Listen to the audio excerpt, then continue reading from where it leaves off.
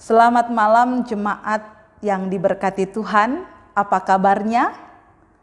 Saat ini kita belum bisa bertemu untuk bertatap muka karena situasi pandemi COVID yang masih terus kita gumuli dalam kehidupan kita. Walaupun demikian itu tidak mengurangi ketekunan dan sukacita kita di dalam beribadah. Saat ini kita akan membaca dan merenungkan firman Tuhan. Mari kita berdoa. Ya Allah sumber hikmat, Engkau yang mengundang kami sebagai keluarga Allah untuk bersekutu, bahkan kami boleh terlibat serta melibatkan diri di tengah-tengah persekutuan kami. Biarlah hikmat-Mu menuntun, menerangi kehidupan kami sekeluarga dengan kuasa firman Tuhan. Agar hikmat-Mu nyata di dalam kehidupan beriman kami. Dan firman Tuhan yang akan kami renungkan bersama menjadi pimpinan Tuhan dalam kehidupan kami. Berfirmanlah bagi kami ya Tuhan, karena kami telah siap untuk mendengar. Amin. Jemaat yang diberkati Tuhan, pembacaan Alkitab pada hari ini terambil dari kitab Amsal pasalnya yang ke-9 ayat 10 sampai 18 yang akan kita baca secara bersilih ganti. Saya akan membaca kata-kata yang tercetak keluar dan keluargaku sekalian yang ada di rumah membaca kata-kata yang tercetak ke dalam. Amsal pasal 9 ayat 10 sampai 18 demikian firman Tuhan. Permulaan hikmat adalah takut akan Tuhan. Dan mengenal yang Maha Kudus adalah pengertian. Karena oleh aku umurmu diperpanjang. Dan tahun-tahun hidupmu ditambah. Jikalau engkau bijak, kebijakanmu itu bagimu sendiri. Jikalau engkau mencemooh, engkau sendirilah orang yang akan menanggungnya. Perempuan bebal cerewet. Sangat tidak berpengalaman ia, dan tidak tahu malu. Ia duduk di depan pintu rumahnya. Di atas kursi di tempat-tempat yang tinggi di kota. Dan orang-orang yang berlalu di jalan. Yang lurus jalannya diundangnya dengan kata-kata. Siapa yang tak berpengalaman singgahlah kemari. Dan kepada orang yang tidak berakal budi katanya. Air curian manis. Dan roti yang dimakan dengan sembunyi-sembunyi lezat rasanya. Tetapi orang itu tidak tahu bahwa di sana ada arwah-arwah. Dan bahwa orang-orang yang diundangnya ada di dalam dunia orang mati. Demikianlah pembacaan firman Tuhan. Dikatakan berbahagialah kita yang membaca, merenungkan, serta melakukan firman Tuhan dalam kehidupan kita hari lepas hari. Terpujilah Kristus, haleluya. Keluarga yang diberkati Tuhan, jikalau kita mengundang orang lain untuk jamuan makan bersama di rumah kita, tentu kita akan mempersiapkan makanan yang terbaik, makanan yang akan disukai oleh tamu kita. Bahkan kita akan memberikan pelayanan yang terbaik kepada tamu kita tersebut. Dan tidak hanya itu, tentu kita juga tidak akan menyinggung hal-hal yang negatif, hal-hal yang tidak baik di dalam jamuan makan bersama kita. Seperti bergosip, menceritakan orang lain, dan sebagainya. Tapi kita pasti akan berupaya atau obrolan kita adalah suatu hal yang positif dan membangun orang lain. Sehingga tamu yang datang makan bersama-sama dengan kita merasa nyaman, senang, puas, dan sukacita. Ketika mereka dijamu dengan baik, dengan sopan, bersama-sama dengan keluarga kita. Motivasi kita mengundang tamu untuk jamuan makan di rumah kita biasanya agar kita ingin membangun relasi yang lebih dekat. Kita ingin membangun hubungan yang lebih baik. Serta kita pun juga dapat berbagi berkat bersama-sama dengan orang lain. Sehingga di dalam kebersamaan jamuan kita itu hikmat ilahi yang menggerakkan kita untuk melakukan yang terbaik bagi orang yang kita undang di rumah kita. Keluarga yang diberkati Tuhan, kitab Amsal pasal 9 memperlihatkan ada 2 undangan perjamuan, yaitu undangan hikmat dan undangan kebodohan. Dan Amsal pasal 9 ayat 10 sampai ayatnya yang ke-18 itu bertemakan tentang perjamuan kebodohan. Bahwa apa yang disampaikan melalui tema ini mengisahkan tentang seorang perempuan bebal yang tanpa malu mengundang orang yang tidak berpengalaman ke pesta perjamuannya. Di mana pesta itu dipenuhi dengan hidangan yang murah, dengan air curian, barang makanan yang haram dan tersembunyi. Berbeda dengan undangan hikmat ketika kita membaca dalam ayat 1 sampai ayatnya yang ke-9. Di mana di situ memperlihatkan bahwa orang yang mengundang itu telah mempersiapkan segala sesuatunya dengan baik, dengan menegakkan ketujuh tiang. Itu memperlihatkan tentang kesempurnaan persiapan orang Israel pada saat itu. Bahkan pelayan-pelayan pada saat itu diarahkan, dipersiapkan dengan baik, sehingga apa yang terjadi dalam jamuan orang berhikmat itu penuh dengan sukacita. Nah, berbeda dengan seperti tadi yang saya katakan bahwa pesta itu yang dimana perempuan bebal mengundangnya dipenuhi dengan tamu yang menuju dunia orang mati atau hidup yang menawarkan dan menjerumuskan manusia kepada dosa. Hal itu berarti bahwa undangan kebodohan menarik orang untuk melakukan dosa, yaitu tindakan yang tercela, tindakan yang tidak pantas dan biasanya tersembunyi atau disembunyikan. Bahkan tindakan itu juga sudah disepakati bersama, sehingga dengan demikian dilakukan juga secara sembunyi-sembunyi.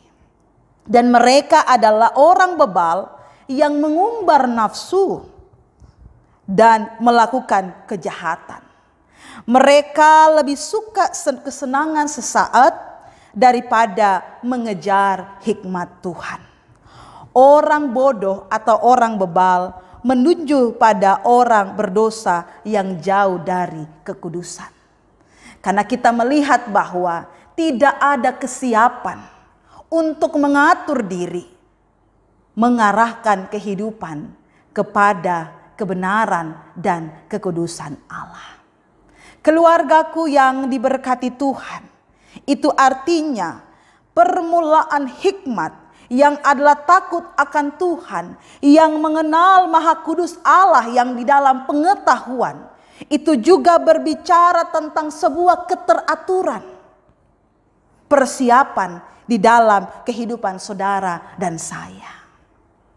Namun di dalam kehidupan ini banyak orang yang tidak suka dengan keteraturan, dengan persiapan yang matang, yang biasanya kebanyakan apa yang ada itu aja yang dilakukan.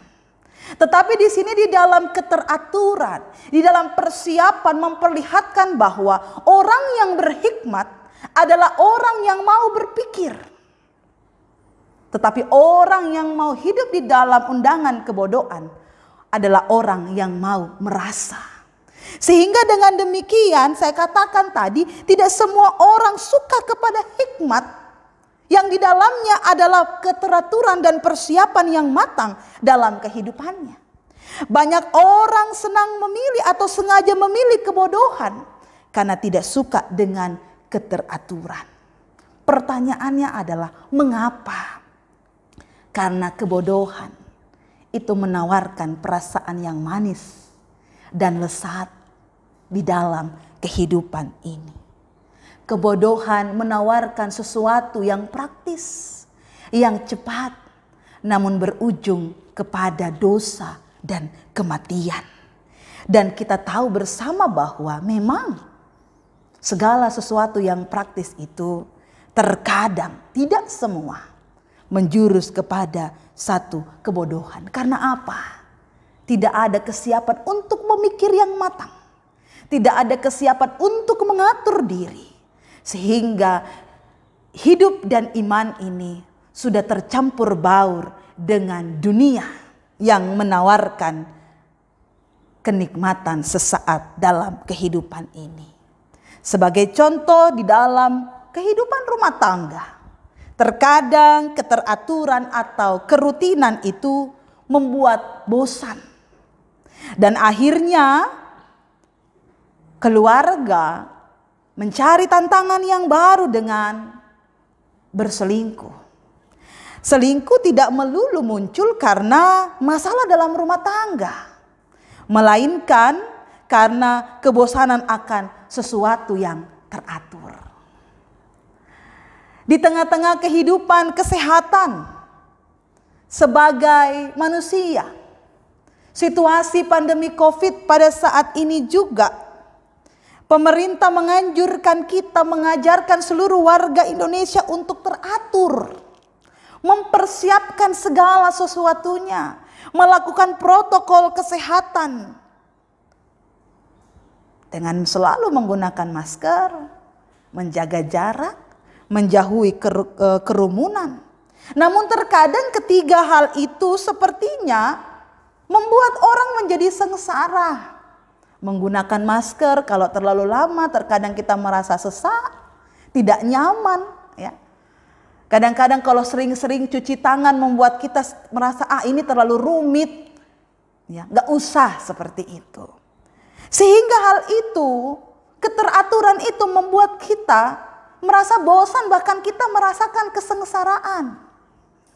Saya mengajak kita untuk memahami ada sebuah ungkapan yang mengatakan kesengsaraan membawa nikmat.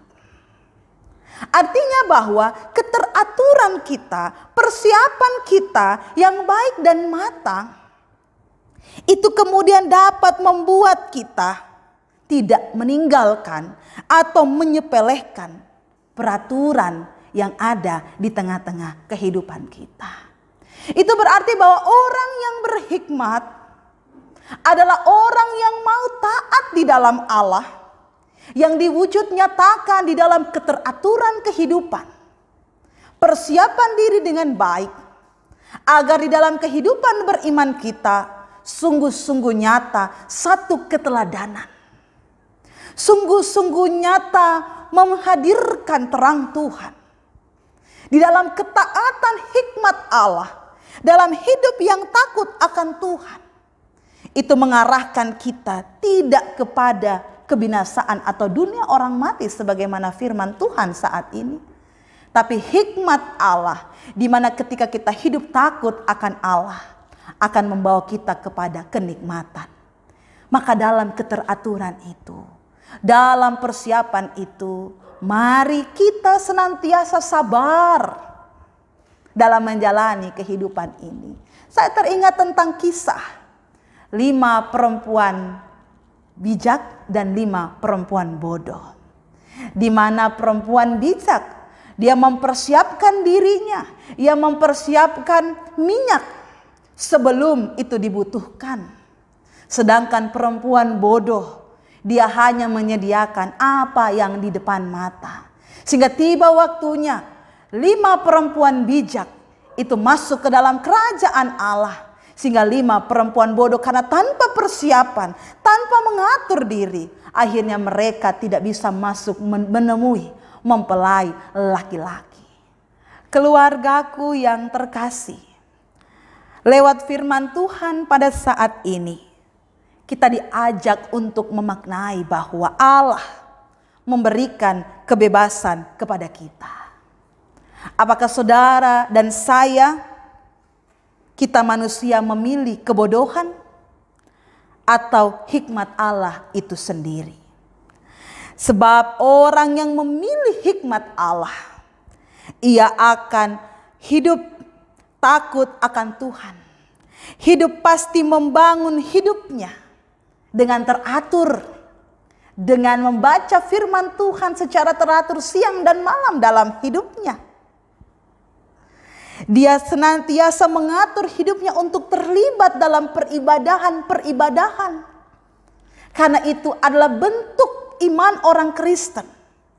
Untuk mempersiapkan iman, untuk mempersiapkan diri, diterangi oleh hikmat dan firman Allah. Ketika kita akan berjalan di dalam dunia yang penuh dengan tawaran yang lesat dan nikmat itu di dalam kehidupan kita. Di mana orang yang berhikmat, ia akan tetap konsisten, ia akan tetap berkomitmen dalam tanggung jawab tugas dan panggilannya untuk hidup teratur dan mau diatur oleh firman Tuhan. Orang yang takut akan Tuhan akan selalu mau rindu untuk masuk dalam jamuan Tuhan melalui ibadah yang terselenggara di tengah-tengah kehidupan kita.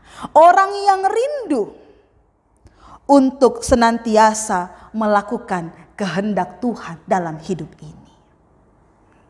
Sedangkan orang yang bodoh, orang yang mau menerima undangan atau perjamuan kebodohan adalah mereka yang menjerumuskan diri mereka sendiri dalam dosa dan kejahatan.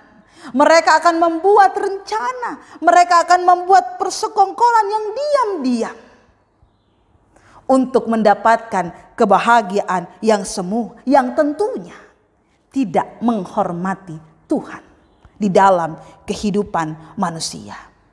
Dan sebagai akibatnya adalah kematian rohani. Keluargaku yang diberkati Tuhan, yang mana yang saudara pilih dalam kehidupan ini? Melalui firman Tuhan. Dan saya mengajak saudara-saudara, pilihan kita menentukan apa yang saudara dan saya alami di masa depan. Maka pilihlah undangan perjamuan hikmat Allah di dalam hidup kita. Jauhilah undangan perjamuan kebodohan. Berjalanlah di dalam undangan hikmat Allah, sehingga hidup kita selalu dibimbing dan diarahkan oleh Sang Ilahi, yaitu Yesus Kristus, dalam tuntunan Roh Kudus di tengah-tengah kehidupan kita. Amin.